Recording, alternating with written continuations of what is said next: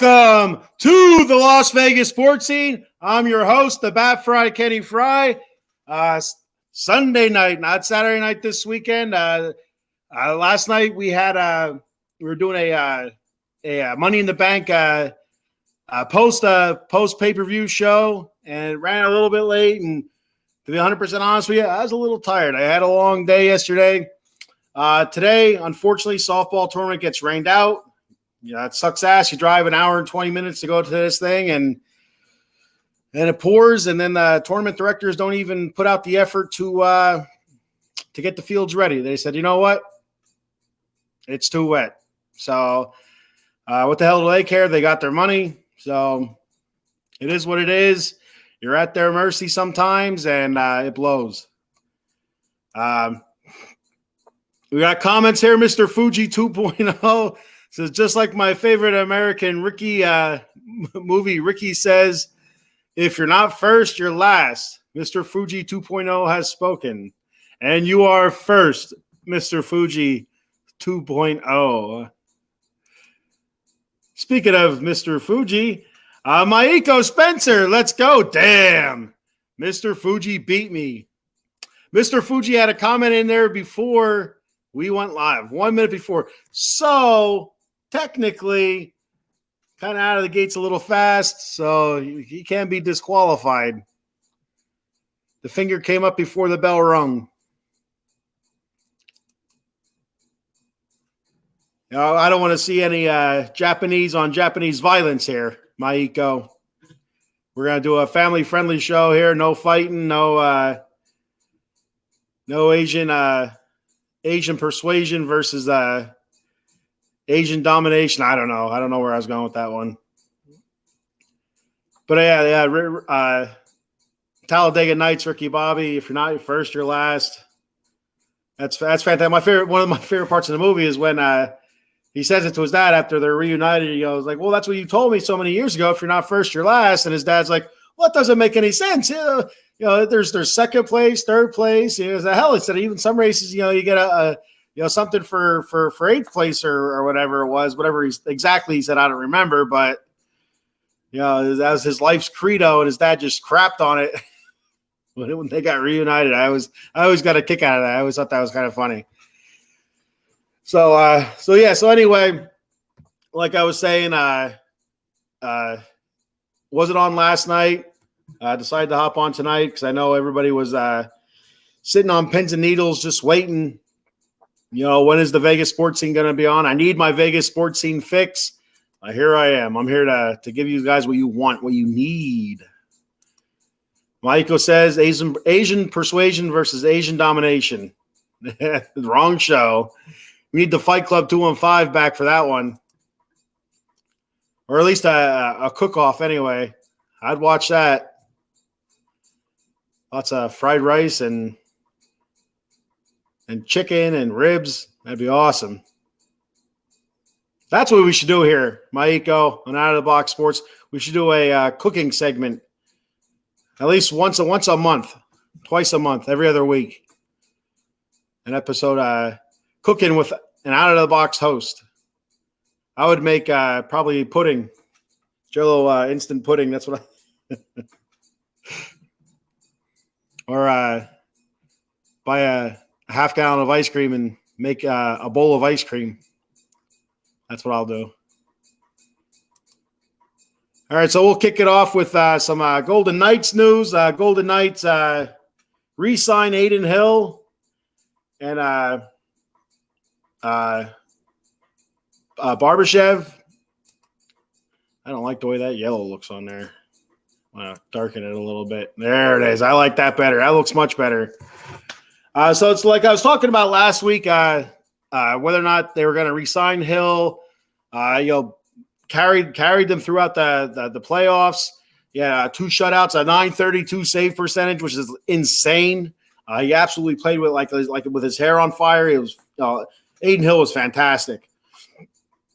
And so as I said, I think that they're going to re-sign him. I believe they're going to re-sign him. It was just, what are they going to do with all these other goalies? Jonathan Quick, he was a free agent, unrestricted free agent. You had Logan Thompson, the rookie of the year.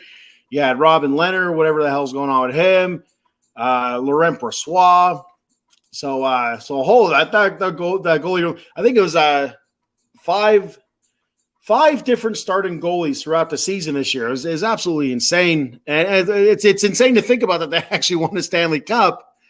And a big reason why is goaltending. It's insane because you figure if your team's going through 5 different goaltenders throughout the season, we're struggling. But no, it was the next man up, and the next man up was good each and every time. It didn't matter. Like even when Johnny Quick went there from the Kings, he stunk for the Kings. He wasn't all that good, and better than I would have been. But anyway, when he went from the Kings to Columbus and Columbus to Golden Knights, his first handful of starts that he had, he was decent. He was good. So he had a couple clunkers after that, but he still wasn't bad. He was much better for them than he was for the Kings last season, and so I'm very fortunate. That they got very lucky this past. Well, I shouldn't say lucky. Well, you know what? It's Vegas. It's Las Vegas. Luck is a part of it, right? So yeah, just like all those goalies just being that good that dependable. When they get between the pipes there, and like I said, each time one went down because it wasn't like one was slumping, so let's put another goalie in. It was each time somebody got hurt. Well, what the hell? We need to bring another goalie up, and that's what they would do, and another goalie would be awesome. So they re-signed Aiden Hill, 2 years, $9.8 million. Got a couple comments here. Rob, the Mayor Hefner, a.k.a. Vegas Rob. What's up, brother? How you doing? Maiko says another win last night for the Aces are rolling, 15-1. Aces reporter Anthony, we'll call him Tony Morrow, special guest coming soon to the Vegas sports scene. Very excited. Like I said last week, I don't watch a whole lot of WNBA. Sometimes I'll throw it on for a little bit, depending on who's on. But I do follow the Las Vegas Aces.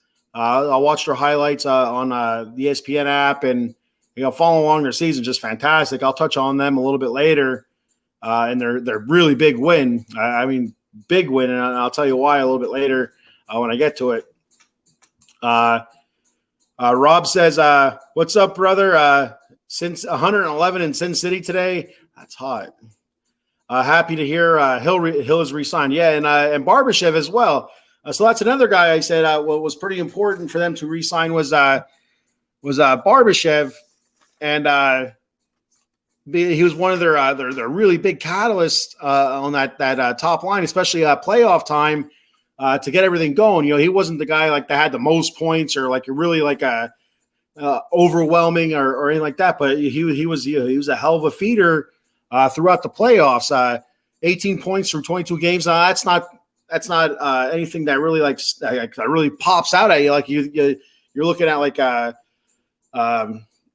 who the hell, Mark Gasol and stuff like that. Big numbers throughout the playoffs. And who else was it? I think Riley Smith had a decent amount of points. Oh, Jack Eichel and stuff like that. But then you look at Barbashev, is a very consistent, playoffs, and so it's pretty important. And being 27 years old helps him a little bit too. I think if he's like a 32-year-old Barbashev, I don't know if he gets the deal done because it seems like the Golden Knights are trying to go a little bit younger. So he re-signs for 5 years, $25 million. Aiden Hill's 2 years, $9.8 million. And like I said, both those guys were huge in the throughout the Stanley Cup playoffs, and so both those guys signed. So that's really good for the Vegas Golden Knights, kind of keeping their young core, and so then there's rumors swirling what are they going to do in the goalie room now that Hill's re-signed. Earlier today, doing research for the show tonight, they had rumors that Logan Thompson may be traded, or they're looking for a trade partner for Logan Thompson. Again, those are rumors. factual or not, I don't know. It's it's the interwebs. From what I understand, the interwebs lie, just like the the Grimace, those Grimace videos that I'm really worried about. I think those are a lie, but I don't know, and I don't want to find out. They make me nervous. So you don't know who to trust. Do you trust this guy? I don't know. It doesn't look trustworthy. So it kills me. So yeah, they do find a trade partner for Logan Thompson, who, was far and away their top goalie until he got hurt, and was easily the front runner for Rookie of the Year until he got hurt. Do you trade that guy away, or do you keep him and see if you can deal Robin Leonard? I mean, that all that remains to be seen, but something has to be done. That they're pretty well stacked. And then again, you still try to keep them. You have Hill signed. I think you have Thompson signed for. I was just looking at the grid too for restricted, unrestricted, and who's restricted. I think I think Logan Thompson signed till 2025. But I could be wrong. I'm going to go with 2025. That sounds like a good number, good year. Yeah, that's what I'm going to say. And but he's under contract. Robin Leonard, not sure what's happening with him. Was out injured, then also had some legal troubles. Do you just keep them on the roster, keep them signed because you don't have to re-sign them right now? Their contracts are already in the books. Or do you look to trade one of those guys? Weaken your goalie room a little bit to try to fill other spots in your roster or to free up a little bit more cap space because the Golden Knights are a little bit cap restricted, as I talked about last week. So all that remains to be seen. Another big move that hit close to home for a lot of Golden Knight fans. Riley Smith was traded. So one of the big reasons that it hits close to home, that he's one of the original misfits. He's one of the original Golden Knights that are left on the team since it started. And he was also the first guy after Mark Stone received the Stanley Cup and did his skate around as captain. The first person that he handed it off to was fellow misfit Riley Smith. So I know a lot of Golden Knight fans were really bummed to see him go. As I was going through the Twitter box, and reading a bunch of tweets, and I shared a couple through the Las Vegas Sports Scene Twitter page. My Las Vegas Sports Scene Twitter page. Vegas Rob has his own Las Vegas Scene Twitter page, I believe. Vegas Rob, the mayor of Las Vegas, returns next Saturday. Makes his triumphant return. I'm not sure if I will be on or not. We'll be in New Jersey for a softball tournament, so it kind of depends on what we're doing there. So I may or may not be on next Saturday, but we'll figure it out as it gets closer. We got a week. So, but yeah, so they trade Riley Smith was traded to the Pittsburgh Penguins for a third-round draft pick, who actually, they sent to Pittsburgh when they traded for I don't remember his name. I should have wrote it down because I forget everything. And I said to myself, I'm going to forget his name. Like, no, I'll remember that. I forgot. Rob says he's okay with Smith trade cap saving move. Yeah, but so Rob, Riley Smith had a pretty decent season. He had a good playoffs. I don't want to say he's a fan favorite, but being one of the original misfits and locker room presence, do you think that hurts the Golden Knights at all? Cowboy Dave Yarnell checking in. What's up, brother? You can check Cowboy Dave out. A whole lot of shows. Tuesday nights on Extra Innings with our boy Joe Sullivan. Wednesday nights at 9:30 on Den 215 Boys with Maiko talking Dallas Cowboy football, and then Friday nights at 10:30 p.m. with myself, the Bat Fry, on the Atomic Drop podcast talking WWE wrestling. So yeah, so Rob, if you're still on, you think that's going to harm the locker room at all for the Golden Knights with Riley Smith being traded away? Do you think that affects them at all? Just curious, you being out there in Las Vegas, I'm curious to see what the temperature is on that. Besides the air temperature out in Vegas, what are the thoughts? What are the overall feeling out in Las Vegas with Riley Smith being traded away? Is it overall is it a consensus? That's a good move to save, like you said, a cap saving move because they were absolutely hamstrung by the salary cap. I don't remember exactly what the numbers were. It's something I covered, I believe, last week. I don't think I still have the notes around. I usually keep my notes for a week or so before I start chucking them because I like to go back and double check stuff. But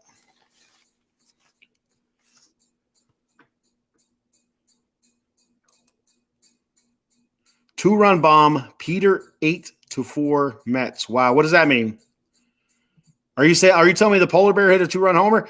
Damn it, Dave! Don't leave me on the hook like this. I was watching the game before I came on. It was 5-4 Mets. So if it's 8-4, that means that the Mets are still winning, even though those jerk-offs in the bullpen tried giving it up. And I'll be talking about that bullshit on Wednesday on the Batcave, 10 a.m., powered by Out of the Box Sports. Facebook, YouTube, Twitter, Twitch. Like, follow, and subscribe, please. Oh, man. Just watching, having that it was a 5-1 lead, having those idiots come in. Brigham comes in, gives up a gapper, and then was it a 2-run home run, then another hit. So that other idiot came in. I don't think it's De Leon. I can't think of his name right now. It's not De Leon. It's Day something. It's De Orca or something. I don't remember. I can't remember what it is. I'm getting irritated now. I'm sweating because of it. And he comes on. He gives up a hit. So another guy scores. Now they have a runner on second. I think there was one out. And it's 5-4 Mets. I shouldn't be giving you a play. This isn't a Mets show, but I'm still going to do it because it pisses me off. So now it's 5-4 Mets with a guy on second base.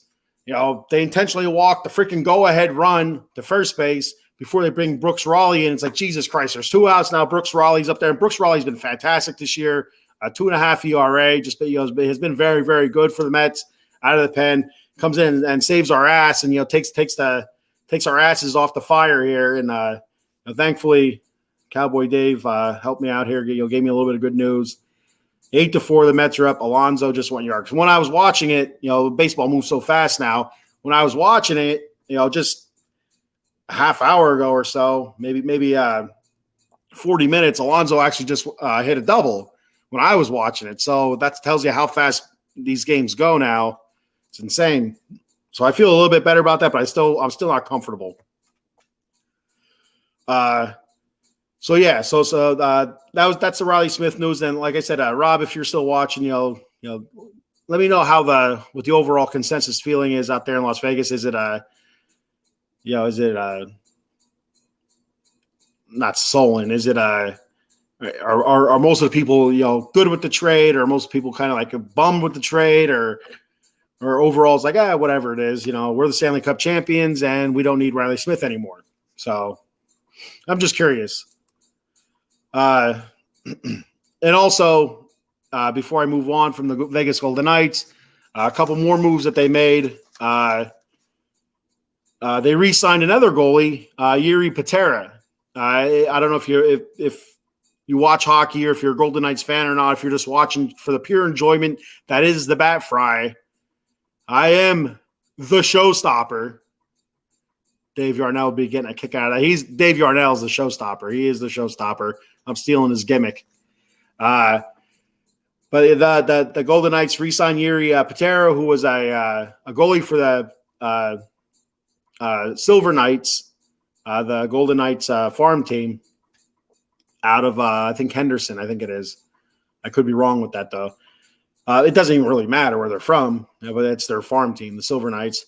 But he did come up for, I think it was 1 or 2 games. Definitely one game I remember, because I remember talking about it on the show back in like February or March or somewhere around that area. He came in and he actually goaltended a game and was fantastic, absolutely fantastic. A ton of saves. I think he might have given up a goal. Or I don't think he had a shutout. I think it was maybe like one goal allowed. So that's a decent sign. They signed him. He was a restricted free agent, which means they had a. I looked it up too, and I should have wrote it.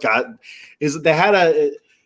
If they didn't offer him a contract, other teams could offer him a contract, and the Vegas Golden Knights would have a chance to counter that offer or offer him a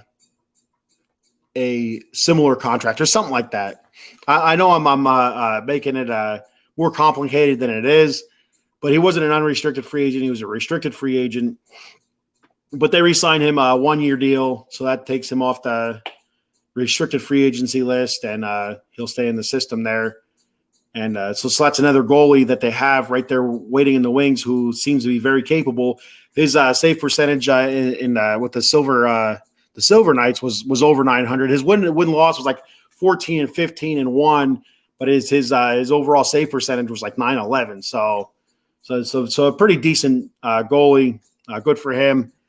Good to see him getting re-signed. And also Jonathan Quick will not be a Golden Knight anymore. He signed with the New York Rangers. So I believe that's official. And I'm glad to see him get another season in. I thought maybe he might retire after the season, maybe sign like a 1-day deal with the Kings or whatever that goofy nonsense is that guys do. I understand why they do it. They're spending so much time with one team in their career and win championships. They want to retire with those colors on their back, but it doesn't really matter. I mean, he's going to be remembered as an LA King no matter what he does now in this point of his career. 2 Stanley Cups with him. He gets credit for a Stanley Cup with the Golden Knights, but he didn't play at all in the Stanley Cup playoffs. So what did he really do? But he's still now 3-time Stanley Cup champion, Jonathan Quick.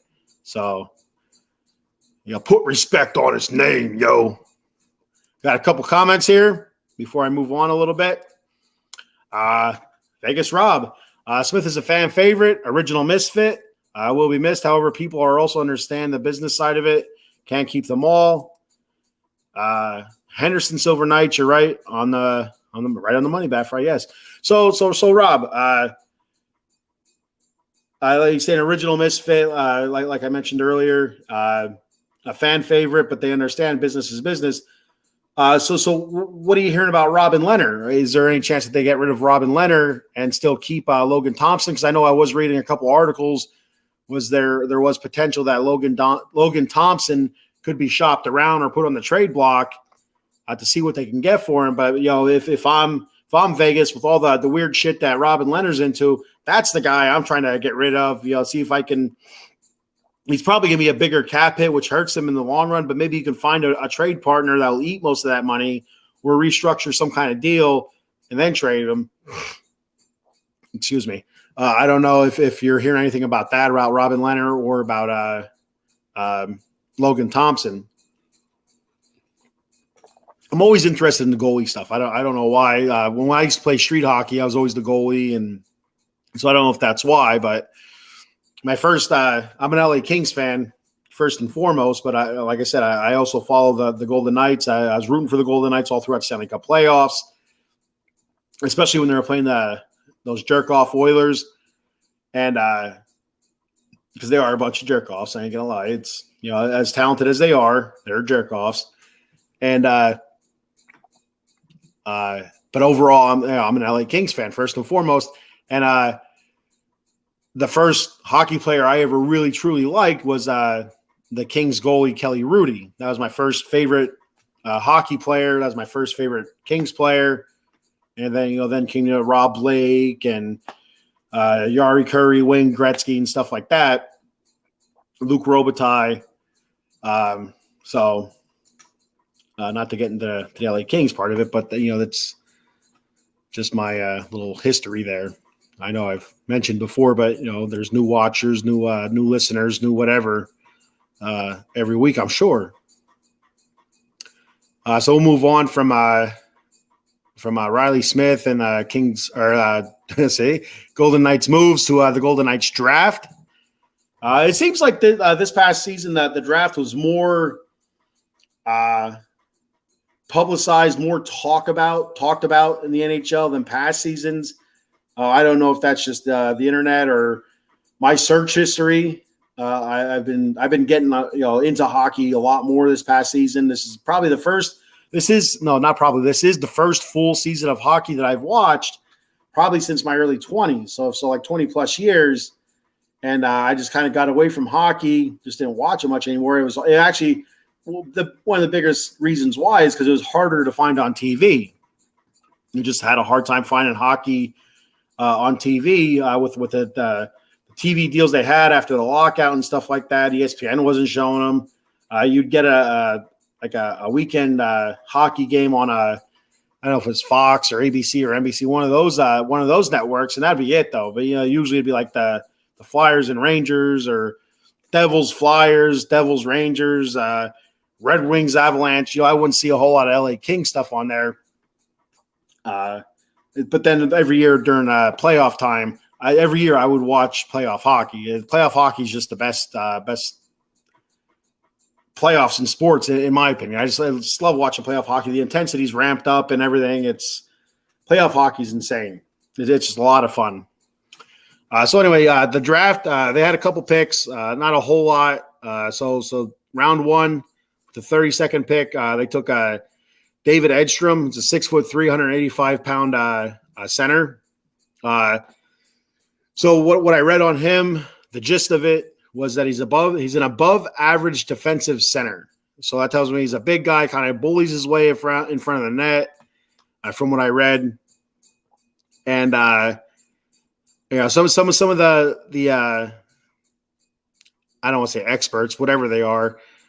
So some of their thoughts on him was I read one guy say that he was a well-rounded center that's going to be a very a force to be reckoned with in the very near future. I've also seen one saying he's a very incomplete player. So I mean, you don't know who to trust. These guys talk out of both sides of their mouth. One says he's really good, is going to be a huge contributor, and the other guy says he's not going to be dick. So whatever that means, I don't know. There's no in between. So he's an above average defensive center. So likes to hang around the net. He doesn't put up gaudy numbers from what I read. But most of the numbers that he does get are usually in front of the net off of deflections, rebounds, and stuff like that, which is huge. It's huge in the NHL, and that's stuff that I preached with the Kings, is stuff that they wouldn't do. They didn't fight enough in front of the net. So with their third-round picks, the 77th pick, they took they didn't have any picks in the second. The 77th overall pick, they took Matthew Cataford. He played in Quebec Montreal Junior Hockey League. He had 31 goals and 44 assists in the Quebec Montreal Junior Hockey League. I believe that was last season.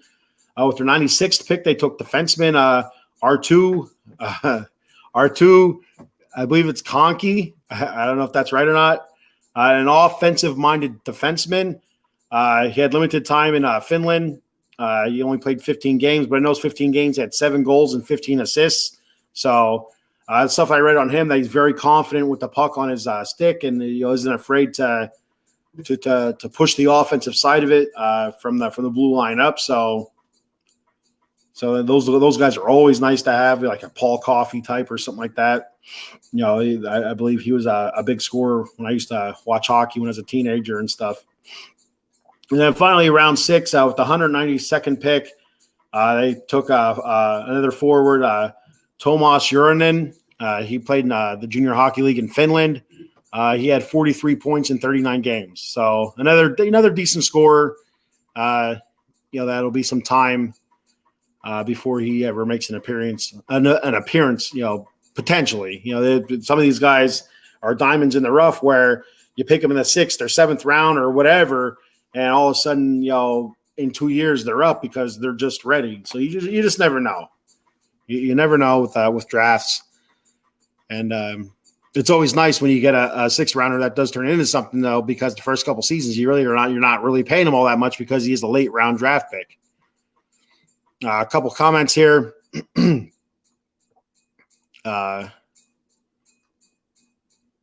we go. Dave Yarnell hooking me up. Mets win 8-4. Thank you. I believe that's a series win. Finally, that's the first series win since they swept the Philadelphia Phillies. And I think it was June 1st. So, besides that, so basically that's a May series win if you look at it like that. So they didn't have a single series win throughout the month of June. And here we are, July 2nd, and they have a series win. So we're turning around, baby. This is it. The Mets are going to the World Series. Watch out, everybody. Rob says Thompson under contract through 24-25. That's why I thought I said 25 is when he becomes a free agent, but I don't know if that's restricted or unrestricted. I don't know. I don't understand that stuff. Rob also says there's talk about the possibility of him being on trade block. Yeah, and that's what I've seen as well, Rob. So I don't know. He is expected to be fully healthy this season. He should be. It didn't seem like it's a serious injury for a goalie, a leg injury, a groin, quad. It's really hard to come back from because, it's your leg and you're always stretching and stuff like that.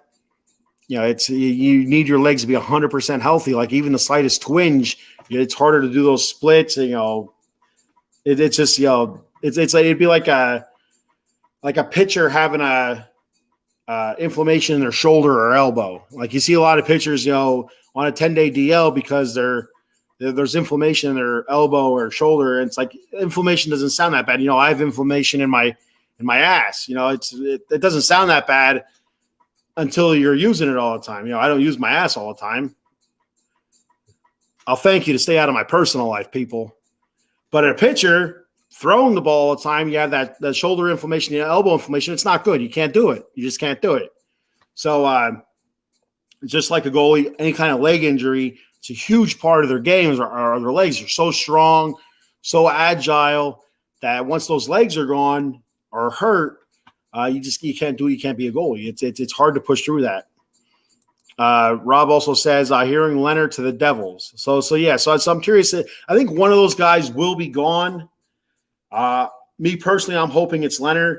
I'd like to see Logan Thompson stay, and it'd be a great tandem. A three-headed monster if you think about it, between Aiden Hill, Logan Thompson, and Laurent Brossoit.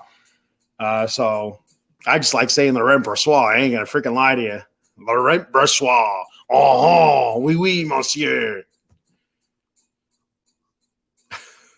I took French in high school, so I used to know French. I don't know French anymore because I don't remember it. I do remember a little bit like poisson is fish, fenêtre, la fenêtre, the window, legume, the eraser. I remember stuff like that, but everything else, not so much. Mademoiselle, I can't say it, mademoiselle. I think that's it. I can't say it. It doesn't. I'm not French. What do you want from me? I'm just a guy trying to do a podcast, a low quality type podcast. trying to hold my own here. All right, so that's all I got on the draft. That's all I have on the Vegas Golden Knights. Keep commenting, keep putting stuff out there. We're gonna move on to the Raiders. I don't know why I do this to myself. The Mets, the Raiders. It's just constant drama. Vegas Rob says Leonard can go. Absolutely. I'm in the same boat with you, Rob. You're a much bigger Golden Knights fan than I am. And I still think Leonard can go. It just seems like ever since he signed that bigger contract, it's been nothing but a negative for him, whether it's injuries or publicity, illegal stuff. It's, they don't need him. Obviously they have a pretty full goalie room to begin with. And two, it's not helping them any, like I said, they don't need them. They don't need that negative publicity.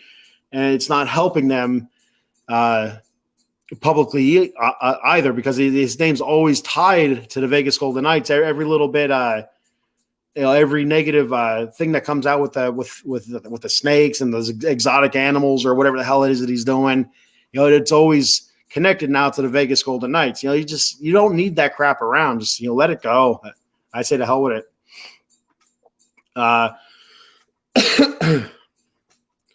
Rob said, "Who was the chick in high school that got you to take French?" There was a whole class of them. But actually, to be 100% honest with you, so I wouldn't have started dating my wife my senior year in high school if it wasn't because of French class, because I had French my junior year, my senior year. I elected it again, and they did not give it to me.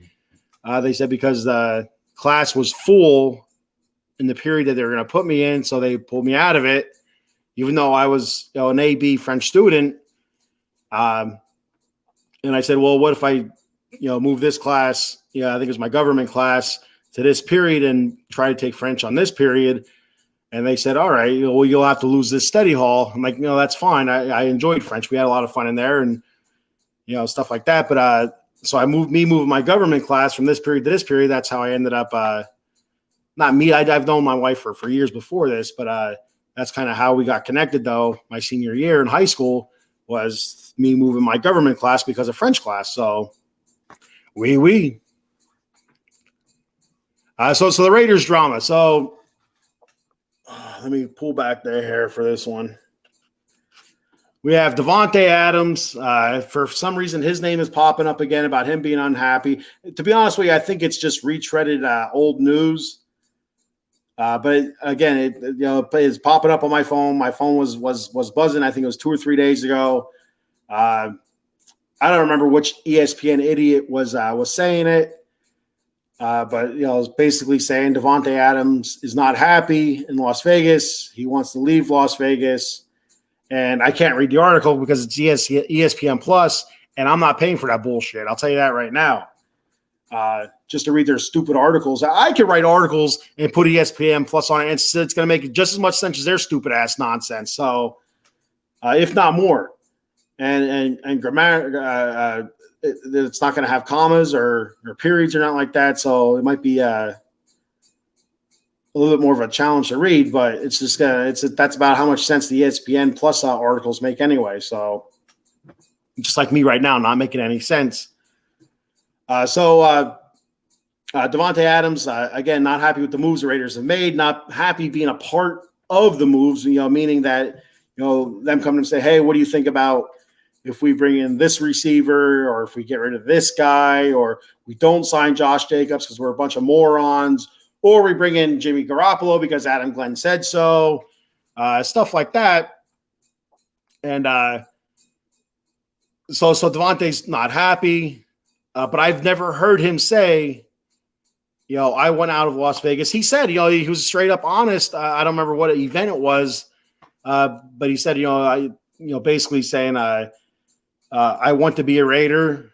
I'm not happy that I was not involved a little bit more in the decision making, but I'm a wide receiver, and basically saying it's not really my job to make these moves, but he just like to be a little bit more informed, which you can't blame him. He's one of your top 2-3 best players in the team. Well, he's one of the top 2, probably the top player on your whole team. For me, I'd have to figure him, Josh Jacobs, and Max Crosby. That's my opinion for the top 3 best Raiders right now. And you have one, people are saying, experts are saying, doesn't want to be a Raider. You have another one that won't sign his contract to be a Raider, his franchise tender to be a Raider until he gets a long-term contract. So it is what it is. But I don't think Davante's going to – I don't see them trading him away. It's a huge contract, one for another team to eat. 2, I just don't see – like he said before, he still wants to be a Raider. He didn't come to the Las Vegas Raiders to play buddy with his BFF, Derek Carr, and he's here to win a Super Bowl for the Las Vegas Raiders with the Las Vegas Raiders, and that's still his goal. So to keep rehashing the Davante Adams isn't happy in Las Vegas bullshit is exactly that, bullshit. It's just like a slow news day for him or something. I don't know. So then you have Josh Jacobs. I talked about him last week, so nothing's really changed. Still hasn't signed his franchise tag offer. I guess it's not an offer, really. It's 1 year, a little over $10 million. He has till July 17th to sign it. After that, I think it states that he cannot sign a long-term contract, but he still has until like the third or fourth week of the season to sign his franchise tag. And once he does that, he can then start talking about a long-term contract again. And if he doesn't sign it, then he will miss by a certain week, like week 7 or 10 or something like that. He would not be eligible to play this the season. So it's going to be interesting. He held out a mandatory minicamp, which isn't a big deal in my opinion. You still want your guys in minicamp because it seems like the guys that don't go to minicamp, that are holding out, usually either have slow starts to the season or end up injured. So it's going to be interesting to see what happens. Hopefully they get a deal done before July 17th, just so this nonsense goes the hell away. And that's exactly what it is. It's nonsense. And speaking of nonsense, then we go into Jimmy G. Jimmy G, the whole foot thing. I haven't heard a whole lot on it recently. But it just so happens me and another guy were talking about it a few days ago. And he was talking about he thinks there's a cutoff date for Jimmy G to pass a physical. If he doesn't pass a physical by a certain date, and that voids his contract. I didn't see anything like that. I was looking, researching. I couldn't find anything on a specific date where it said if Jimmy G doesn't pass the physical, then he's no longer a Raider. So I didn't see anything like that. The one thing I did see about his contract, besides if he doesn't pass a physical, the Raiders can void his contract. That's a stipulation or something like that. But it also said if he's not on the roster 2 days after the last week of the season, then they don't have to pay him the rest of the contract or some goofy monkey business like that. I'm not 100% sure word for word what it was. I think the first season coming up, I think his salary is like $11.3 million, but after that it goes up significantly. But if he's not on the roster 2 days after the last week of the season, then that would void the rest of his contract. Something like that. It's lingo. It's weird. It's contract talk, stuff I don't understand. I don't want to understand. I don't pretend to understand either. I sit there and furrow my brow about it. It's like, what does that mean? I don't understand. So, but good news is that Aiden O'Connell, the Raiders quarterback that they drafted this past season, from everything I've read from our ESPN Plus experts, Aiden O'Connell had a really good mini camp, looked really, really sharp. And again, I was talking to a couple dudes this past week, talking about Raiders. After we were talking about Jimmy G, they're talking about Aiden O'Connell. And I said, well, this past season at Purdue, his numbers weren't really all that eye-popping. And then they brought up a couple decent points that he was missing a couple of his receivers this year. And the season before, his numbers were through the roof. So that gives me a little bit of hope. And the fact that he looks like Farva from Super Troopers makes me smile a little bit. And I like to smile. So Vegas Rob says, can't wait till next week. Fired up. He also says, will Jimmy G ever take a snap for the silver and black? I think he will. To be honest with you, Rob, I really think he will. I think Jimmy G will be the week 1 starter. I think the whole foot thing will be resolved. I hope. But in all seriousness, I do believe the whole foot thing will be resolved. He will be good to go. From everything Josh McDaniels said, he expects him to be the starter week 1. So there's no reason to think otherwise. And that would really make that, as much as I don't like Jimmy G's our quarterback, that would make me happy if he is. Just so you don't have to hear any more of the nonsense. But you know what's going to happen. As soon as he gets stepped on, you're going to see a limp, and then you're going to like all this stuff's going to get rehashed up. He's injury prone. It's his foot again. Remember, he didn't pass that physical until August 3rd or something. I don't know. It's going to be all that stuff's going to be rehashed, and it's just going to drive me absolutely insane again. So, but I do think he will take a snap. Yes. If he doesn't take many snaps, then that probably means we're not having a very good season, which I don't want to see any more of either. So before I continue, I'm going to do a couple of our sponsor reads here. Moisten my mouth before I start gabbing. Of course, we have Monkey Cold Coffee. I love me some Monkey Cold Coffee. Check them out at monkeycoldcoffee.com. Couple coffee flavors, the bourbon chocolate chip infused coffee, and their latest craze, the toasted coconut rum coffee. Again, I had it this morning. I actually had the hot and the cold and the iced, or I guess it'd be cold brew. I had the hot and the cold brew this morning. I made a cup of the hot before I left for our tournament this morning, which was canceled because of the goddamn rain. And then I filled up a mug. Excuse me. I filled up a mug for the ride down to the tournament with of the cold brew, as I cold brewed it actually the two nights before, and fantastic. I absolutely love it. Bourbon chocolate chip and the toasted coconut rum, and they also have a new flavor coming out very, very soon. Actually unflavored. It's just a regular straight up coffee, Sumatran blend. Very excited to try that because, as much as I love the flavored coffee, I absolutely love just regular old coffee. I get that from my old man. My old man is a coffee drinker, a heavy coffee drinker. He's a coffeeholic. So yeah.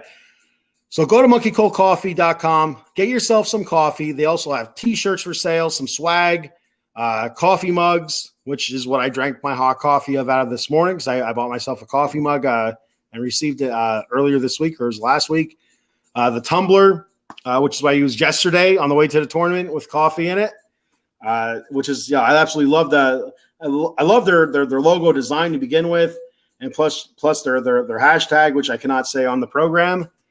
Well, no, I can say it. I just can't show it, I think. I don't know. I'm not going to risk it though.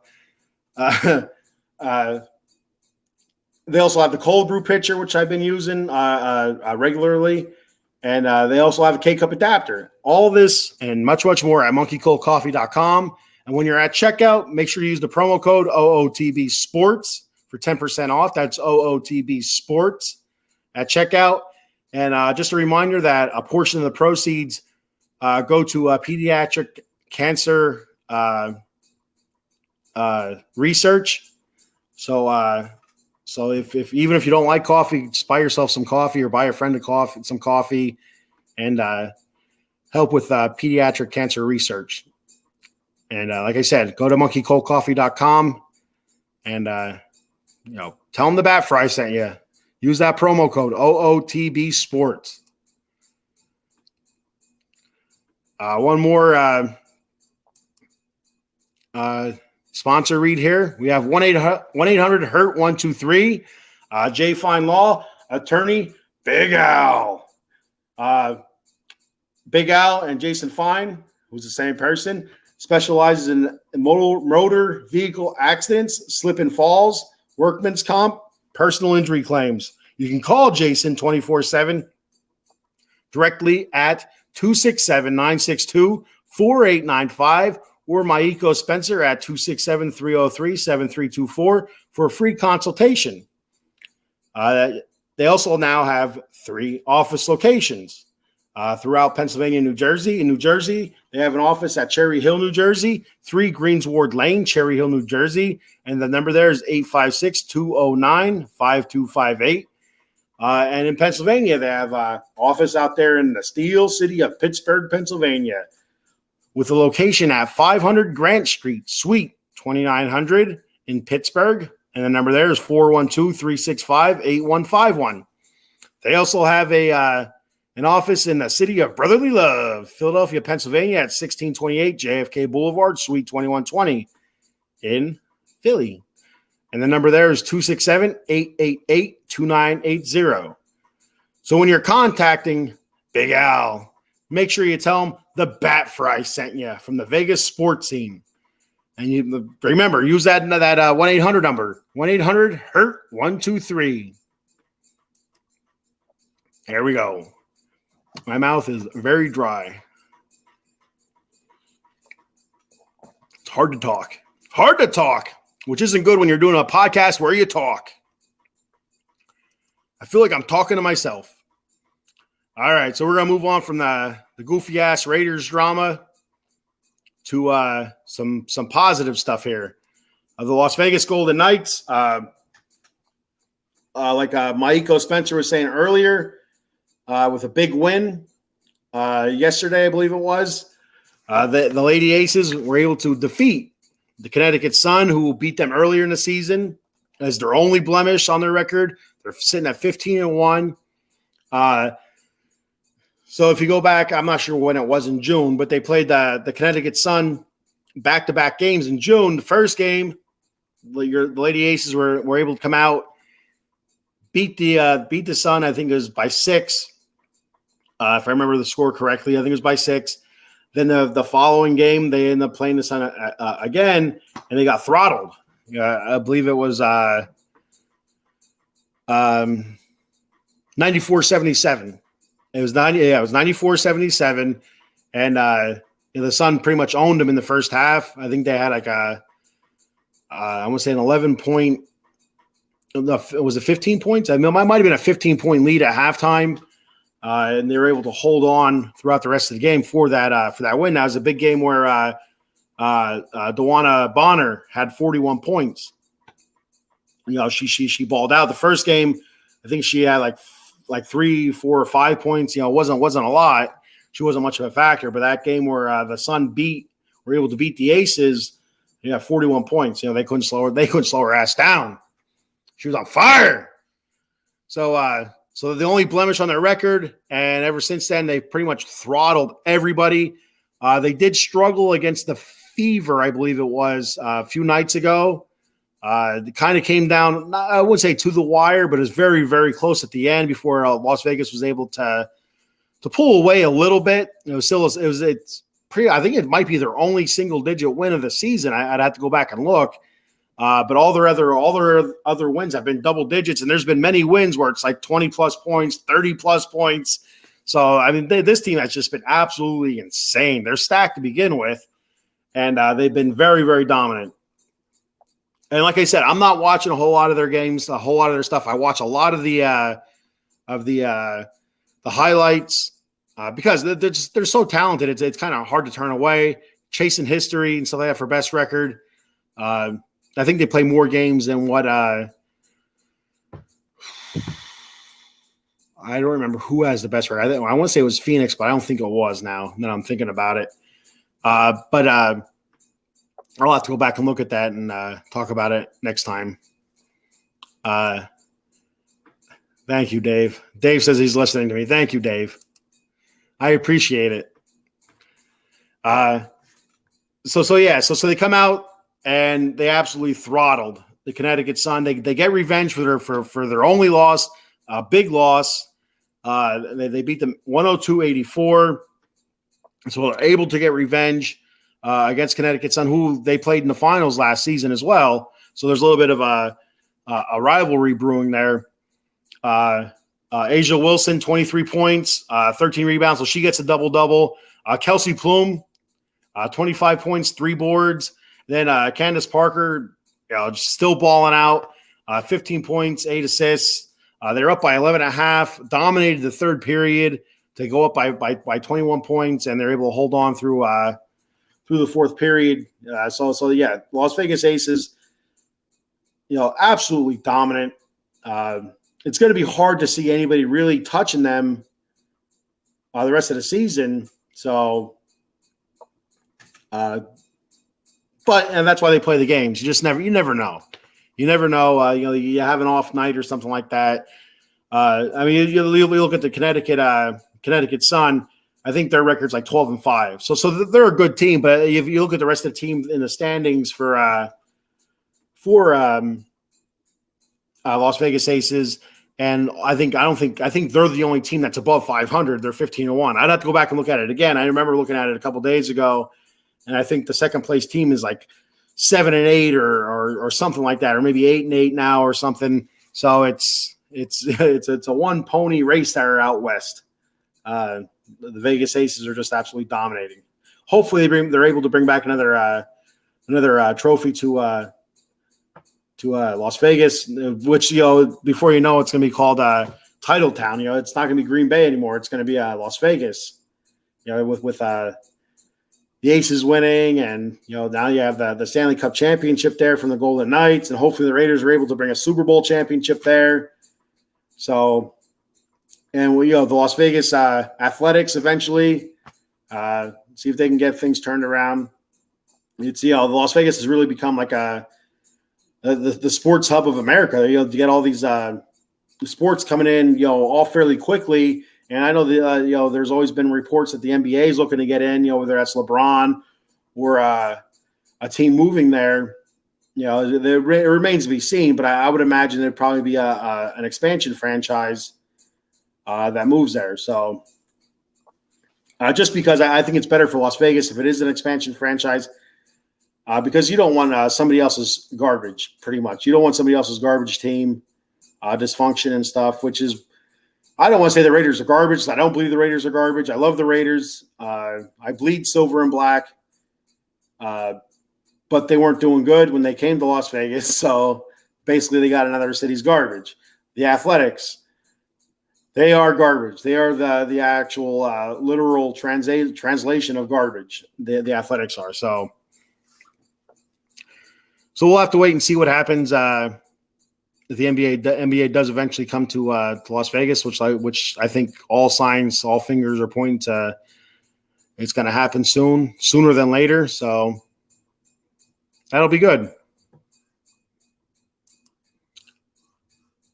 I'm going to do another couple of reads here before I sign off for the night. I could tell you what, I'm missing my Eileen. I don't know where Eileen's at. She wasn't on the wrestling show Friday, or was she? She wasn't on Saturday. I know that when we were doing the recap. I don't remember her on Friday. And she's not here tonight. Hope Eileen's all right. Saturdays at 11 a.m., a new show coming up. Fuji's Philly Flair. Talking Philadelphia, not just sports, but entertainment scene as well. Stuff like that. So I'm excited to watch that, to see what Fuji has going on there. In Philly, learn more about the city of brotherly love, which you either love Philly or you hate Philly, and I'm a Mets fan, so I hate the Phillies, and that is what it is. But there's more to Philly than just their sports, and I'm curious to see what Fuji has. So that's 11 a.m. on Saturdays. We have our show schedule here. Read that off here real quick like. I'm not 100% sure what's going to be live this week with the holiday, but I'm going to read it off anyway. Just make sure you follow Out of the Box Sports on Facebook, YouTube, Twitter, Twitch, and also the Instagram. And that we also have TikTok stuff going on. But I'll read off the lineup anyway. Mondays at 4 p.m. you have Joystick Junkies. 6 p.m. the Soli Squad. 8:30 p.m. Big Blue Power Hour. Tuesdays at 8:30 p.m. you have Extra Innings. I wouldn't expect Extra Innings on this week due to 4th of July on Tuesday. But just letting you know. Wednesdays at 10 a.m., the Bat Cave with myself. I will be on at 10 a.m. on Wednesday. 8 p.m., you have the College Football Frenzy, which returns July 26th, I believe it is. And then at 9:30 p.m., Dem 215 Boys talking Dallas Cowboy football. Thursdays at 8 p.m., Big Mike's 4for4 Locker Room podcast. Fridays at 10:30 p.m., the Atomic Drop with myself and Cowboy Dave, and the occasional drop-in, the occasional run-in from outside interference from Maiko Spencer, Fuji 2.0. And Saturdays, of course, 10 p.m., the Vegas sports scene with myself and Vegas Rob's triumphant return next Saturday. Like I said, I'm not 100% sure if I'll be on next Saturday. We will be in New Jersey for a softball tournament, so stay tuned for that. I will let everybody know as soon as I know. And also coming soon, like I said, I mentioned Fuji's Philly Flair. We have a Commanders Gridiron show. So all you Commanders fans out there wanting, begging, pleading, where's our Washington Commanders show? God damn it. It's coming soon. It's coming in July. I think July 25th, I believe. Something like that. The NFC East Roundtable. We already have Cowboy fans. We have Eagle fans doing podcasts. We have Giants fans doing podcasts. Now we have a Commanders fan. So the roundtable is complete. So we'll have an NFC East roundtable. We'll also have pre- and post-game shows for Eagles, Cowboys, Giants, and Notre Dame Fighting Irish, and possibly occasionally Raiders, depending on if Rob or I are busy. We have a debate show on the horizon and also the Old School Hour. So I'm going to talk about that real quick. Hey, it's me again. The Old School Hour, it's going to be Joe Sullivan's Old School Hour. The first episode, I believe, is going to be July 11th. So next Tuesday, trying to kind of nail down a time. But it's going to be the 1980s Mets, more focused around the 86 Mets, how they got there, and what happened after. Why did they not win more? I know they got close in 88, but besides that, they couldn't sniff it. So, so basically it's going to be that. And so that show, you might see like a 49ers old school, maybe the Cowboys old school, Phillies old school. So it's going to look at different teams throughout different decades, when at their height. Maybe even do a Raiders one. Maybe we'll look at the 70s Raiders, one of the all-time winningest franchises, before they hit the goddamn 2000s when they lose every season. Go 1-15, and that kind of ruins all that stigma and stuff. So old school is going to be a lot of fun. I think it's going to be neat to look back on teams and throughout decades or even just seasons. So there was also talk. I know when Joe Sullivan was on last, I think on extra innings, somebody brought up, why not do old school like TV shows or something like that? And say, possibly something like that. Then that'd be interesting as well. Talk about like All in the Family or something like that, or Family Matters. Talk about Steve. You could do an hour on Steve Urkel. Seriously, how insane is that? That'd be awesome. What does it say? Laura used to say, is like, did I do that? Stuff like that. That'd be awesome. An hour of that. Can't beat that. Vegas Rob saying in talks for NBA 20,000 seat arena to be built in Vegas. So I know the Athletics, the arena that they're looking at, more than likely to build is like a 33,000 seater stadium with a retractable roof and all that good stuff. To be 100% honest with you, I would have liked to see them play out there in the open in Las Vegas in July or August to see how that goes. Just watch people melt. Watch them melt out there. That'd be something to see. You don't see that often on TV. Just spontaneously combust. Be awesome. That's nonsense. I'm nonsense. I don't even know what the hell I'm talking about anymore. I think that's all I got for today. holding out for comments here because I want everybody to have their comment read. Rob says, got any cheese? I do not. But I'm sure you can melt it on a hot Las Vegas day, middle of the afternoon out there playing baseball. Oh, yeah. Dave says, Faith and I are going to Monday Night Raw tomorrow night in Baltimore. Have fun with that, buddy. Happy birthday to Faith, 12 years old now, Dave's daughter. 1 second here.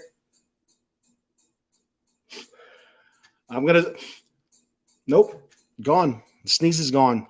I conquered that. I whooped that sneeze's ass. That sneeze can't see me. That's all I know. So Dave, you and Faith are going to Monday Night Raw. Have a great time. It's going to be a lot of fun because it is the first show after a pay-per-view, and which are always exciting. Yeah, there's a whole bunch of surprises at Money in the Bank, so I think that show is going to be a lot of fun. A lot of fun, no doubt. So I hope you have fun there, and happy birthday to Faith. All right, so oh yeah, that's right. Yeah, you're right. I remember that now. You got any cheese? You don't? Yeah, okay, I remember that. It's been a long time since I watched Family Matters. It took me a second to remember his catchphrase. Like I remember Lori. So what I used to do, Rob, when I was growing up, I used to pull my pants up to my chest. And my one neighbor used to get a kick out of it. I'd walk over her house, and he's like, I go to her, Laura. Her name wasn't Laura, but I'd say like Steve Urkel. And then I'd go, did I do that? And the whole cheese, I forgot about that. Rob says, Steve Urkel used to say, got any cheese? Yeah. I forgot about that. I forgot about the cheese one. That was a hell of a character. It's one of the greatest characters probably in sitcom history, no doubt. All right, so that's all I got for today. I'm going to leave everybody there. Thanks for checking the show out. Thanks for commenting. Remember, next Saturday night, Vegas Rob's triumphant return to the Vegas sports scene pie. I screwed that all up. Vegas Rob's triumphant return to the Vegas sports scene podcast. It's going to be fun. Like I said, hopefully I can get on. I'm not 100% sure yet. Like kind of like 60-40, 70-30, somewhere around there. And I'll be able to do it. I know our games are over, like probably 3 or 4, but I'm not sure what we do after. If all the families are going to get together or what we're going to do, I have no idea. I'm telling you what I'm going to do. I'm going to make it a requirement that their asses watch my podcast. This is nonsense. I give time to their children. They should give time to me on my podcast. At least comment, like, follow, subscribe, Facebook, YouTube, Twitter, Twitch, Out of the Box Sports Network. So anyway, I'm just teasing. I like joking around. All right, so that's all I got. I'm stretching it out here. One last thing. Go Knights, go. Go Lady Aces. Just win, baby. That's all I got. I'm out.